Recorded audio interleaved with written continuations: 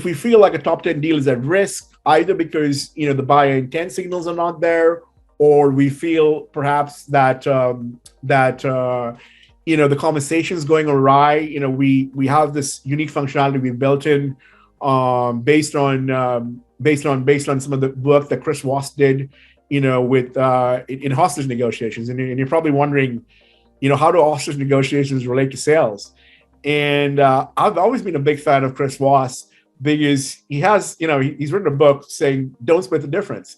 And the number one thing that irked me the most was when, I had a rep come to me and say, well, the customer wants $1 million or $2 million, we want $2 million, the customer wants $1 million, let's just split the difference. And the reason I say this is, if you've got kids, or nieces and nephews like I have, and they were in a hostage situation, you wouldn't say, hey, let's split the difference. You keep one of them and I'll take the other. So it's no different in life, right? So the question was, how can we bring some of these skills that exist out there and help our sales reps with those, right? And the best way to do it, rather than just reading books, is really automating that process and providing that real-time guidance to the application. And that's what we do. And you're like, Trevor, you're probably really stretching here. And no, it's amazing what NLP does for us. With our NLP algorithms, we have about a 73% accuracy rate in terms of understanding whether or not, the subtext of the conversation is telling us that the person on the other side is perhaps not being totally honest about the conversation. And when I say not being totally honest, it's perhaps he's leaning in the direction of our competitor, or perhaps this is a science project. And the question, and we call it the Pinocchio effect, right? For obvious reasons. Another attribute we look at when we look at NLP is we look at what's called the Mehrabian rule. And where that is, it puts greater emphasis on your body language and on the tone and inflection of your voice. It's about the cognitive dissonance that may or may not exist, your sentence structure. And we use that to figure out whether or not there's certain inflection points in the conversation, or whether a customer is leaning towards you or in another direction. Or the whole concept of three yeses. I always told my guys, look, you want the 3 yeses because it adds the confirmation and the validation that the deal is actually going to happen.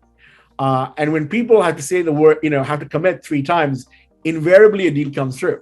Now, based on all these attributes and automating this in our conversational intelligence, we're able to provide, our customers with this unique, set of insights, whether it's from their emails, or whether it's their Zoom calls, or whether it's, past deals, whether it's attributes of the sales rep. So, for example, what we've done is we've looked at the sales motion, we've looked at how a sales rep performs, and then provided you with insights based on actual data versus intuition or subjective notions. And what I mean by that is we tell you if someone's fast out of the gate, whether he's good at objection handling, whether he's good at negotiating, whether he's better at building relationships, whether he's single-threaded, whether he's multi-threaded, the type of conversations he's comfortable with having, the type of conversations he's not comfortable with having, what we can expect in terms of his commit accuracy, what we can expect in terms of his deal velocity.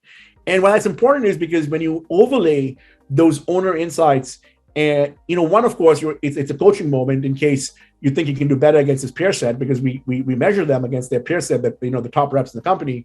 But when you overlay those insights along with the win scores we're giving you, which are live scoring of active pipeline, and then you bring in CI or conversational intelligence from your Zoom calls or your WebEx calls or your Teams calls, and the actual emails and the IP you have in the body of those emails, the insights you get from that, all of a sudden, your ability to one, not only call your number, which most CROs are amazing at because otherwise you wouldn't have your job, but your ability to go and identify, 3 or 6 months out, what deals you can bring in and really truly understand why a transaction is going to come in or not, puts you on a whole different level when it comes to your competitors or your peer set.